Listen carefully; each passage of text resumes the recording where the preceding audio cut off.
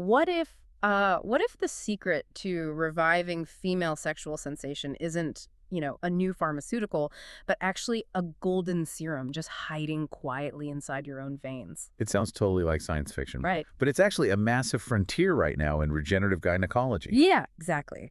So today we are doing a deep dive into a procedure where patients are actually having their own spun down blood injected directly into their most sensitive areas, specifically the clitoris and the vaginal wall. Right, and it's heavily marketed out there as the O shot. The O shot, yeah. And if you are, navigating the often murky waters of female sexual health, the claims around this treatment are, well, they're almost impossible to ignore. Oh, absolutely. They're everywhere. Yeah. But to figure out what is actually happening here, we are pulling from a very specific stack of sources today. Right. We've got a comprehensive systematic review on blood plasma in gynecology, a recent pilot randomized controlled trial. Which is key for seeing if this actually works in a real clinical setting. Yeah. Exactly. And finally, some incredibly strict UK regulatory guidelines that govern the physical equipment used to perform it. Because the equipment matters a lot. It really does. So the mission for this deep dive is to basically cut right through all those glossy marketing brochures. We're going to examine the underlying biological science, weigh the actual clinical evidence, and uncover a hidden clinic practice that could honestly turn this theoretical miracle treatment into a complete medical nightmare. Yeah, the nightmare scenario is very real. Because, regenerative medicine relies entirely on precision. Right. When you're dealing with a loss of sensation or a decrease in function that doesn't have a glaring structural cause it's not a broken bone you can look at on an X-ray. Yeah, I can't just put a cast on it. Exactly. The traditional medical toolkit often just falls short. So you are relying on the body's own biological mechanisms to do the heavy lifting. But the environment has to be, absolutely perfect for that to happen. So for anyone who is intensely curious about the frontiers of sexual health, or, maybe you're looking into these options for yourself, or you're just fascinated by how regenerative medicine operates in the real world, this is basically a masterclass in how to evaluate new medical treatments. It really is. But to do that, we have to start with the physical reality of the procedure. Before we even ask if it improves sensation, what is mechanically happening to the body? Right. So the core ingredient here is PRP. That stands for platelet-rich plasma. Okay, PRP.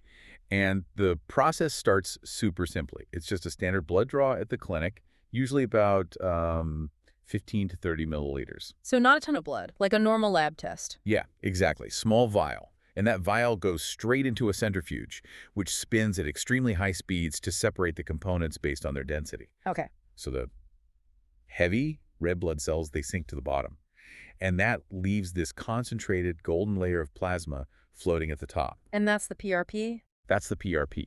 It is absolutely packed with platelets. The clinician then literally takes that serum and injects it directly into the clitoral body and the anterior vaginal wall. Wow. Okay. Now, most of us, platelets are usually just known for, clotting blood, right? Like when you scrape your knee. That's the common knowledge, yeah. Yep. But the sources highlight a completely different function here. When they're concentrated into this plasma, they act as the body's, primary first responders for tissue repair. Oh, interesting. Yeah, they're incredibly dense with biologically active molecules and growth factors. The research lists this whole alphabet soup of these things. PDGF, VEGF, EGF, TGS-beta. Okay, that is definitely alphabet soup. But what do they actually do? Right. The acronyms are dense, but their function is what's critical. You can think of those growth factors as the chemical foreman on a biological construction site. I like that. Chemical foreman. Yeah, so when they are forcefully introduced into the vaginal and clitoral tissue, they release this massive cascade of signals. They basically recruit local stem cells to the area. They promote collagen synthesis, and this is the big one. They stimulate something called neovascularization. Okay, neovascularization. That's the literal creation of brand new blood vessels, right? Exactly, new blood vessels. Which makes total sense when you think about the anatomy of the clitoris. It's an erectile organ. It's much larger internally than what we just see on the outside. And its sensitivity relies almost entirely on blood flow. Spot on, yes. So if those growth factors are basically building a brand new microcapillary network, more blood can flow into that tissue during arousal.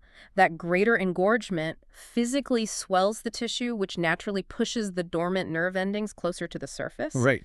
And that physically translates into heightened sensitivity. Yes, exactly. It literally alters the structural architecture of the tissue.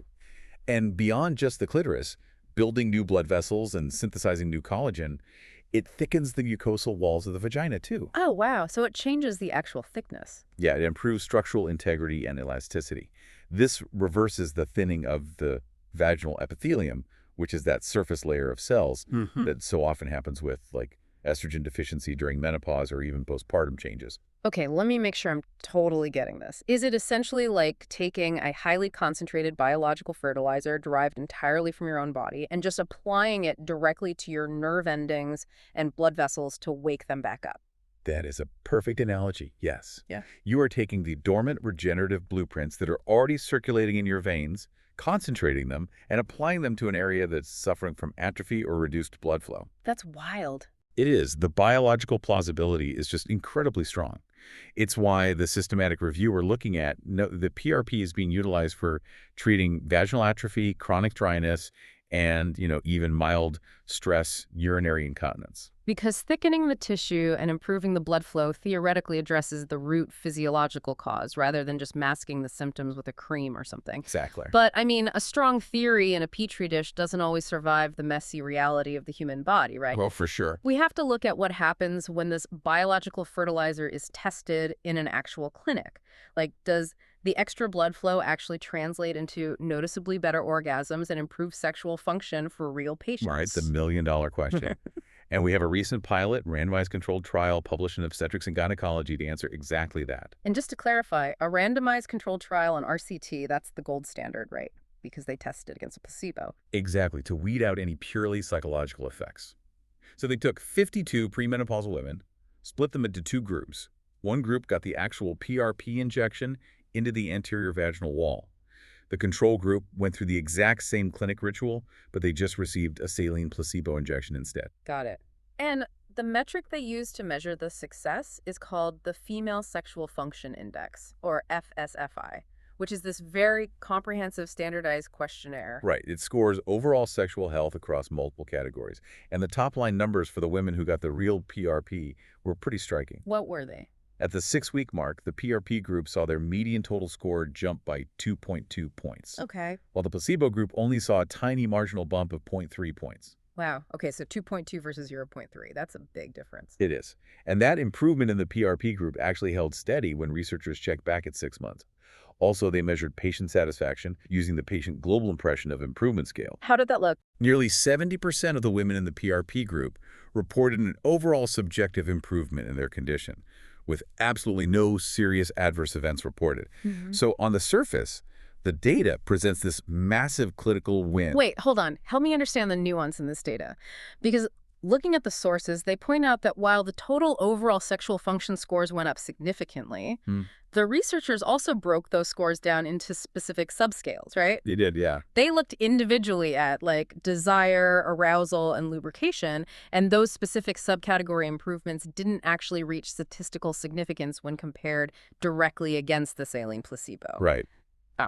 The women felt their sex lives improved overall, but when it came down to mathematically isolating physical arousal or desire, the shot couldn't definitively beat a simple saline injection.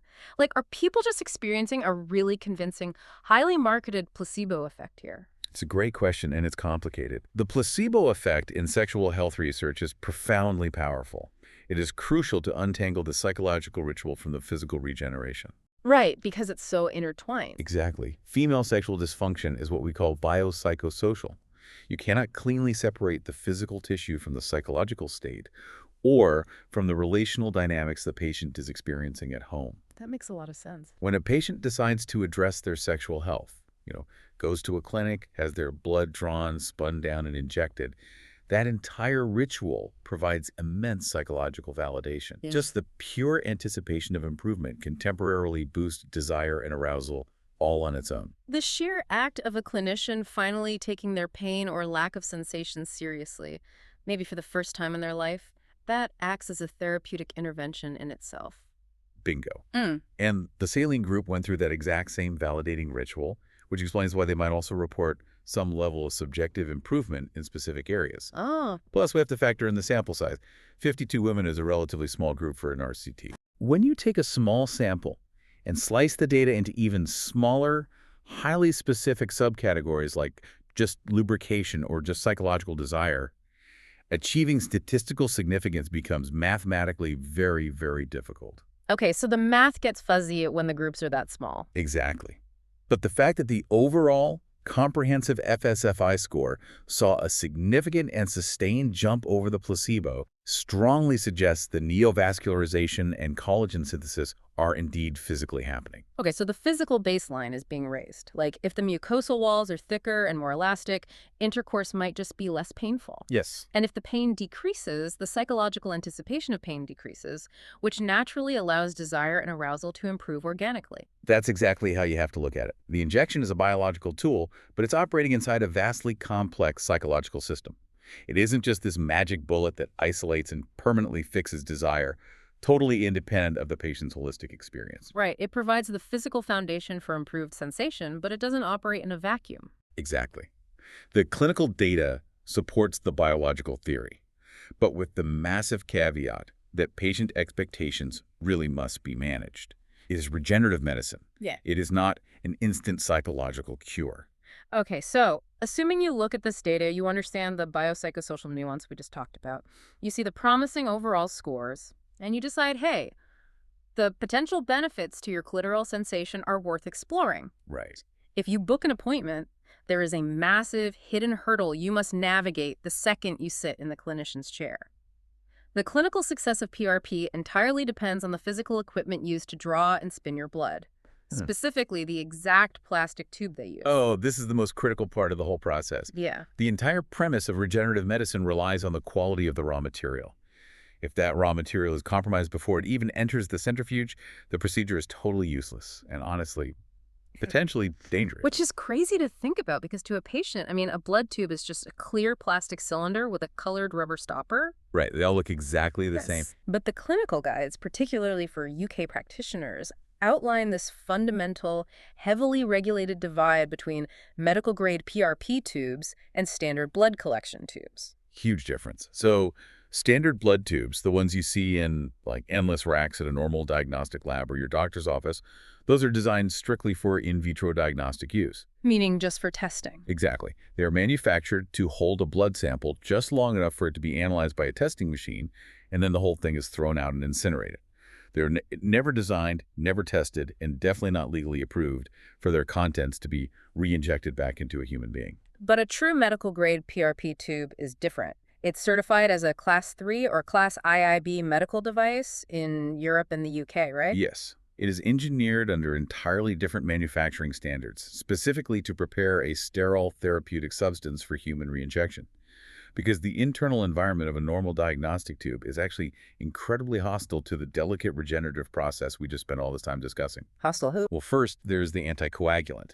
You have to stop the drawn blood from clotting immediately so it can be separated in the centrifuge. Yeah. And standard diagnostic tubes rely on really harsh chemicals for that, like EDTA or heparin. And from what I read in the sources, those chemicals are notoriously destructive to platelets. They ruin them. EDTA actually causes severe structural damage to the platelet membranes.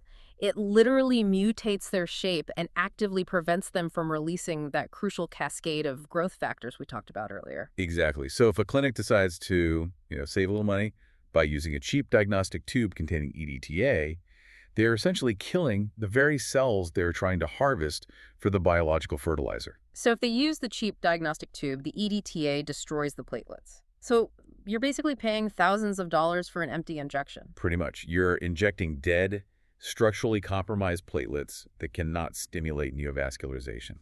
Oh my God. And it gets worse. Wait, how does it get worse? Many standard tubes contain synthetic separator gels. They're designed to create a physical barrier between the red blood cells and the plasma during the spin. Okay. These lab gels are absolutely not approved for human injection.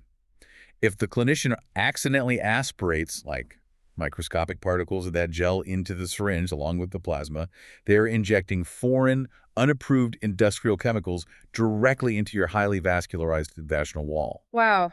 So let me unpack this. Using a standard lab tube for an O shot, because it's cheaper, It's basically like using a dirty coffee filter for a blood transfusion. Oh, that's a brilliant way to put it. You aren't just getting a weaker treatment. You get none of the regenerative benefits, and you are actively introducing toxic lab sludge into your body. And the contamination aspect goes even deeper than unapproved gels. Really? Yeah. The most severe acute risk is internal sterility. A standard diagnostic tube is not guaranteed by the manufacturer to be internally pyrogen-free. Pyrogens. I saw this in the notes. Pyrogens are essentially the microscopic, dead structural remnants of bacteria left over from the factory environment, right? Exactly. Even if a tube is technically sterile, meaning there are no living, replicating bacteria inside those dead bacterial ghosts can still be clinging to the plastic. And if those bacterial remnants are mixed with the plasma and then injected into the clitoral body, the immune system doesn't know they're dead. Nope. It detects the foreign bacterial structure and it panics. It triggers a massive sterile inflammatory response. Oh, that sounds horrible. It is. The patient experiences excessive localized swelling, severe burning pain, and a localized fever in literally one of the most sensitive nerve clusters on the human body. All because the clinic used a 30-cent lab tube instead of a certified medical device. That is genuinely terrifying. Which is why proper medical-grade PRP tubes are non-negotiable. They are individually gamma-irradiated to completely obliterate any trace of pyrogens. They utilize a gel-free internal design to prevent that chemical contamination. And crucially, instead of that harsh EDTA stuff, they use a specific, gentle anticoagulant called 3.13% buffered sodium citrate, right? Yes, exactly, which safely suspends and preserves the platelets without damaging their membrane structure. Now, the regulatory landscape surrounding this is incredibly strict, particularly in the UK under the MHRA, the Medicines and Healthcare Products Regulatory Agency. Because you are processing and altering human tissue for therapeutic use, PRP is legally classified as an unlicensed human medicine. That classification is huge. It means you cannot have just any practitioner manufacturing this serum in a back room. Right. The UK regulations state explicitly that a qualified doctor must manufacture the PRP for a specifically named patient. Okay, so a doctor has to be involved. Yes. While a trained nurse or, a physiotherapist might physically administer the injection under the doctor's direction, the doctor must oversee the creation of the serum to ensure it complies with strict medicines law. There is absolutely no legal exemption for independent physiotherapists or estheticians to manufacture it autonomously. And the stakes for the clinician are massive here. If they use a tube that is not CE certified as a medical device for human reinjection, they are operating entirely off-label. Completely off-label. It is a legally indefensible position if the patient suffers one of those severe pyrogenic reactions, and it routinely voids their medical indemnity insurance. It does. Yet, the price difference between a cheap diagnostic tube and a safe, certified medical tube creates this persistent financial temptation for high-volume clinics to, just cut corners. Which places the ultimate burden of safety directly onto the patient. Understanding the cellular mechanism isn't just biological trivia, it is the armor you need to navigate an industry where profit margins sometimes eclipse patient safety. Perfectly said. If you don't know the difference between diagnostic and therapeutic equipment, you cannot protect yourself from the clinics exploiting that ignorance. So, to summarize all of this, the landscape of regenerative medicine offers a genuinely profound shift in how we approach female sexual health. It really does. The O-shot utilizes a biologically plausible mechanism. By concentrating your own platelets, you are delivering a localized payload of growth factors that stimulate new blood vessels, synthesize collagen, and physically push nerve endings closer to the surface. And the early clinical data from randomized trials backs this up. It shows significant overall improvements in sexual function scores and high patient satisfaction that outpaces a standard placebo. The science is real, and the potential to restore sensation and structural integrity without synthetic pharmaceuticals is revolutionary. But the theoretical brilliance of the treatment is completely nullified if the execution is flawed. The entire cascade of nerve regeneration relies on the clinic using certified, pyrogen-free, Class IIB medical tubes with sodium citrate, overseen by a doctor who actually understands the pharmacology of human blood. That is the absolute key to all of this. And you, listening to this, you now have the specific technical knowledge to advocate for yourself. If you or a friend ever sit in a clinic considering the O-shot, or really any regenerative PRP treatment for your joints or skin, you know the exact question to ask the clinician before a single needle is unwrapped. Yep. You ask, Can I see the CE certification on the tube you are using? Exactly. Can I see the CE certification on the tube? If they brush that question off, or if they tell you a tube is just a tube, you walk right out the door. True medical professionals will respect your understanding of the process, and they will readily demonstrate their compliance. Absolutely. They should be happy you asked. Because the human body's capacity to repair itself is far more intricate than just, setting a broken bone in a cast. It's incredible. We've just learned that the seemingly simple act of spitting down a vial of our own blood can isolate a potent serum capable of rebuilding vascular networks and reviving diminished sexual sensation. Which leaves you with a really fascinating thought. If our own veins contain this kind of hidden blueprint for regenerating our most complex nerve clusters, what other dormant biological superpowers are quietly circulating inside of you right now, just waiting for the right scientific key to unlock them?